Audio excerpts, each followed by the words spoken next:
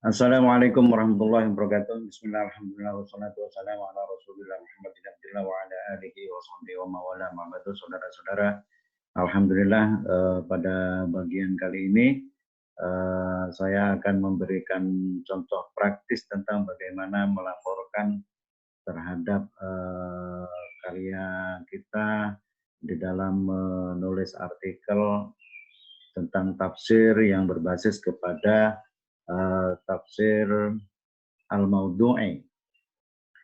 Sebagaimana kita tahu bahwa tafsir al-Mawdu'i itu adalah merupakan pola penafsiran yang mencoba untuk memberikan penjelasan terhadap ayat-ayat Al-Quran dengan menggunakan pola yang diharapkan kemudian itu bisa memberikan penjelasan terhadap fakta-fakta sosial. Di dalam metode tafsir al-Mawdu'i, kemarin kita sudah berikan penjelasan bahwa tafsir al-Mawdu'i itu adalah ifradul ayatil Qur'aniyatil lati tu'adiju mawdu'an wahidan wa hadfan wahidan.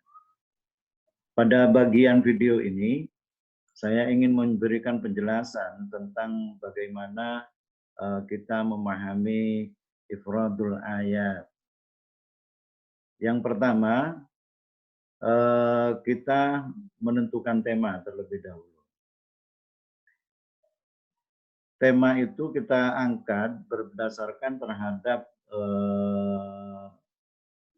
fakta yang kemudian itu kita anggap keluar dari nilai-nilai yang terdapat di dalam Al-Quran. Fakta kehidupan masyarakat kita diantaranya adalah begitu banyak pada kali ini masyarakat yang sering mengatakan jangan mudah menikah kalau kamu belum punya pekerjaan. Jangan nikah dulu, kamu belum punya pekerjaan. Jangan menikah kalau kamu tidak punya modal. Tunggulah kamu punya pekerjaan lebih dulu, maka nanti kamu akan lebih mudah di dalam kehidupannya. Kalimat seperti itu dan cara pandang bahwa kita harus mempersiapkan lebih dulu untuk melakukan pernikahan, ini sepertinya agak tidak sesuai dengan apa yang terdapat di dalam ayat wa ankihul ayama minkum wassolihina min ibadikum wa imaikum iyakunu fuqara yughnihumullahu min fadli wallahu wasi'un alim. Ini pencerahan Al-Quran yang terdapat di dalam ayat ini seakan-akan memberikan informasi kepada kita bahwa sekalipun kita dalam kondisi fakir, kita tidak perlu merasa takut untuk menikah. Mengapa? Karena iyakunu fuqara'a yughnihumullahu min fadli. Nanti Allah akan memberikan jalan pekerjaan, Allah memberikan jalan rezeki, Allah akan memberikan jalan bagaimana kemudian saudara bisa melaksanakan tugas sebagai kepala keluarga. Nah, apakah pandangan ini benar? Maka kita perlu melakukan penelitian terhadap ayat ini. Ayat yang akan kita ambil ini disebut dengan fokus ayat. Ini disebut dengan fokus ayat. Fokus ayat ini yang nanti akan kita tafsiri untuk memberikan pencerahan kepada pola pandang masyarakat yang sementara ini memandang bahwa menikah itu harus di akhir setelah kita memiliki pekerjaan. Nah, ada beberapa kata kunci dan kita boleh memilih kata kunci sesuai dengan apa yang kita inginkan, tetapi yang paling penting adalah temanya. Jadi tema ini. Kalau di dalam ayat ini setidaknya berarti ada 3 kata kunci. Wa angkihu.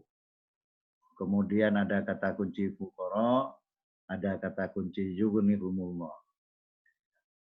Tetapi seorang penafsir itu mestinya ingin memberikan penafsiran lebih banyak lagi sehingga bisa memberikan pencerahan lebih baik terhadap masyarakat. Boleh diambil kata demi kata, tetapi boleh kemudian ini satu kalimat. Wa angkihul ayama misalnya. Tetapi yang paling baik adalah berbasis kepada kunci, kata kunci tersebut adalah ini. Wankihul ayama wassolihina ibadikum imaikum fuqara. Nah, cara memberikan informasi atau cara menjelaskan, cara mendeskripsikan, cara melaporkan hasil pembacaan kita tulis berdasarkan atas tema yang sedang dibahas, maka fokus ayat di atas memiliki beberapa kata kunci berikut. Ini ditulis. Artinya apa? Ini deskripsi terhadap apa yang kita paham. Kata kunci wa angkihu, kemudian al ayama wassolihin ibadikum wa imaikum fuqara. Saya ingin memberikan contoh pada kali ini tentang bagaimana menganalisis kata kunci fuqara yang kemarin ditanyakan, dan saya sudah menuliskan tentang hal ini, dan saya sudah melihat kepada Al-Mu'jam Al-Mufahrus li Al-Fadhil Qur'anil Karim. Di dalam Al-Mu'jam Al-Mufahrus li Al-Fadhil Qur'anil Karim itu ditegaskan bahwa kalimat fuqara itu digunakan dalam beberapa bentuk kata. Ada dalam bentuk kata fuqara, faqiron, al-fuqara, dan seterusnya. Tetapi yang ingin saya berikan contoh cara melaporkannya itu kata fuqara.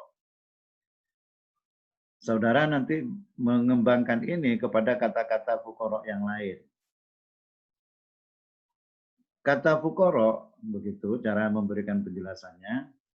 Menurut Al-Mu'jam Al-Mufahrus li Al-Fadhil Qur'anil Karim digunakan dalam Al-Quran sebanyak 7 kali.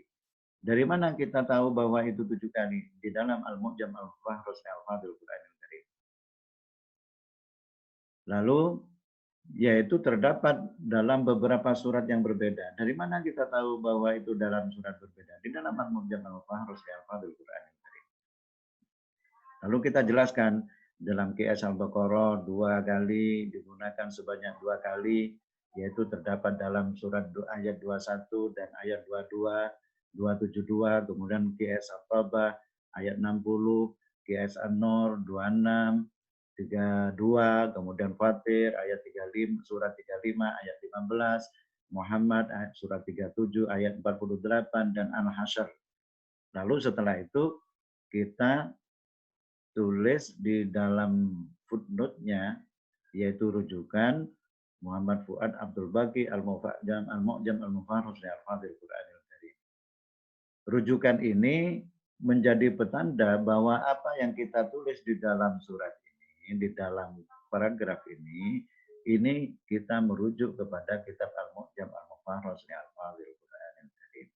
Begitu cara pertama yang memudahkan kita insya Allah untuk melaporkan terhadap apa yang sudah kita temukan di dalam Al-Mu'jam Al-Mufahrus li Al-Fadhil Qur'anil Karim.